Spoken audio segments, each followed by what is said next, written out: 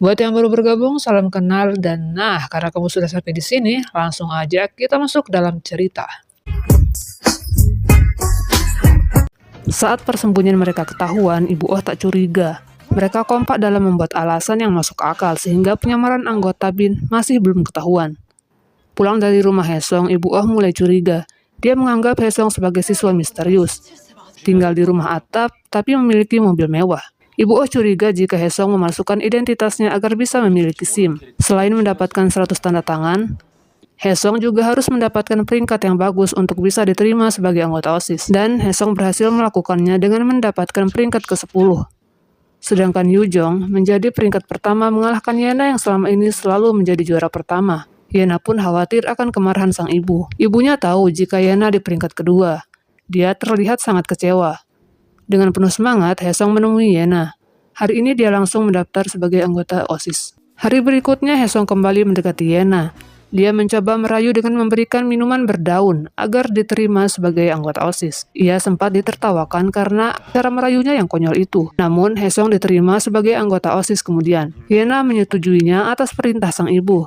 Sementara itu, Ibu Oh mencari tahu tentang sekolah lama Hesong. Dia ingin mengetahui bagaimana Hesong selama di sekolah lamanya. Agen BIN pun harus terus berpura-pura dengan sangat rapi agar identitas Hesong tak ketahuan. Anggota BIN pun meminta Hesong untuk menjauhi Ibu Oh sementara waktu agar tidak dicurigai dan diawasi terus-menerus. Namun itu sangat mustahil. Selain menjadi guru kelasnya, Ibu Oh kini menjadi penasehat OSIS. Sehingga kemungkinan untuk menghindarinya hanya 1% saja. Di hari pertama bergabung, Hesong langsung mendekati jam dan mencoba membukanya. Namun aksinya gagal karena Yena tiba-tiba masuk. Yena mengajaknya untuk makan malam bersama. Yujong yang selalu di samping Yena pun ikut diajak. Saat makan malam berlangsung, Hesong melihat Yena memperlakukan adiknya dengan tidak baik. Hesong pun mengerti mengapa selama ini Yujong tak menginginkannya masuk sebagai anggota OSIS. Yujong tak mau saudaranya tahu jika dia diperlakukan dengan tidak baik di sekolah oleh Yena. Saat sekolah masih sepi, Hesong kembali ke ruang OSIS dan membuka jam dinding yang selama ini ia incar. Dan berhasil dibuka, namun tiba-tiba dia mendapat surat misterius. Isinya seorang mengetahui identitas aslinya sebagai agen BIN. Hesong pun menyerahkan surat itu pada atasannya untuk diteliti. Direktur BIN kemudian mengumpulkan data tentang staf dan guru SMA Byongman. Mereka penasaran siapa pengirim surat misterius itu. Malamnya Hesong ditelepon si pengirim surat. Dia ternyata adalah penjaga sekolah. Hesong pun mengenal suaranya. Penjaga mengajak Hesong bertemu di atap sekolah malam itu juga. Hesong segera berangkat. Baru sampai depan sekolah, dia menemukan penjaga terjatuh dari atap dan meninggal. Di tangannya, dia menemukan buku catatan milik ayah Hesong. Penjaga yang sedang menunggu Hesong di atap sekolah tiba-tiba dihampiri seseorang yang merupakan sopir Yongju. Ia datang hendak merebut buku catatan milik ayah Hesong. Di saat melakukan perlawanan itulah, si penjaga terjatuh dari atap.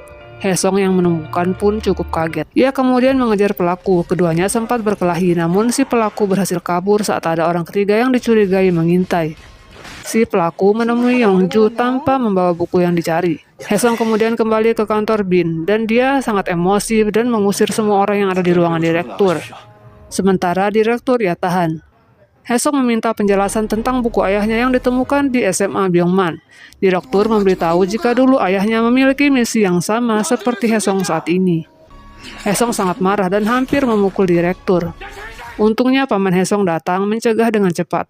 Karena terguncang, Hesong meminta waktu istirahat sampai pikirannya kembali normal.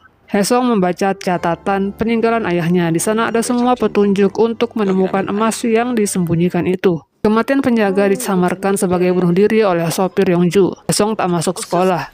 Di hari berikutnya tekadnya sudah bulat. Hesong akan mencari emas batangan sesuai petunjuk buku sang ayah. Saat di sekolah, Hesong kembali ke ruang OSIS dan membuka jam sesuai petunjuk di buku ayahnya itu. Setelah merekam, Ibu Oh masuk dan mencurigainya lagi. Ternyata Ibu Oh tahu kejadian di malam penjaga sekolah jatuh dari atap. Dia juga melihat Hesong berkelahi dengan si pelaku pembunuhan. Karena sudah tak bisa membuat alasan, Hesong membongkar penyamarannya. Ibu Oh kaget karena Hesong adalah agen BIN. Karena Ibu Oh cukup cerewet, Hesong mengancam agar dia bisa menjaga rahasia sampai misi Hesong selesai. Ibu Oh pun cukup takut. Namun setelah bertemu lagi, Ibu Oh memutuskan untuk membantu misi Hesong dengan sukarela.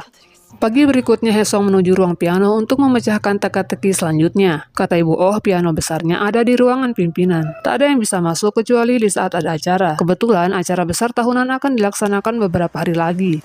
Jadi mereka masih ada kesempatan untuk memeriksa piano itu. Untuk bisa menghadiri acara tersebut, siswa harus memiliki poin tinggi dalam tingkat kehadiran di sekolah. Sayangnya karena Hesong sempat bolos beberapa hari, poin kehadirannya menurun. Ibu Oh kemudian menyarankan agar Yeon ikut kompetisi model sekolah. Jika menang, poinnya bisa langsung meningkat. Hari berikutnya, Hesong berpartisipasi dalam pencarian model tersebut. Dia harus berpose dengan sangat baik agar bisa menang. Sebelum mulai, dia berlatih dengan Ibu Oh. Dan setelah itu, dia mulai sesi foto modelan. Hesong berhasil melakukan pose foto dengan sangat baik. Saat giliran Yena, terjadi sedikit masalah. Yujong yang begitu mengenal Yena pun segera membawanya pergi. Yujong tahu jika Yena punya kebiasaan menyakiti diri. Ia kasihan dan mencoba menolong. Namun Yena malah memperlakukan Yujong dengan buruk. Hesong yang melihat berusaha melindungi Yujong. Namun ia juga tak bisa membantu, karena Yujong tak ingin dirinya terlibat dengan pertemanannya dan Yena. Dan itulah cerita untuk hari ini. Mohon maaf kalau mungkin suaranya merusak pendengaran kamu. Jangan kapok buat mampir, dan yang terpenting, tetap semangat menjalani hidup karena kamu sudah diberi kehidupan.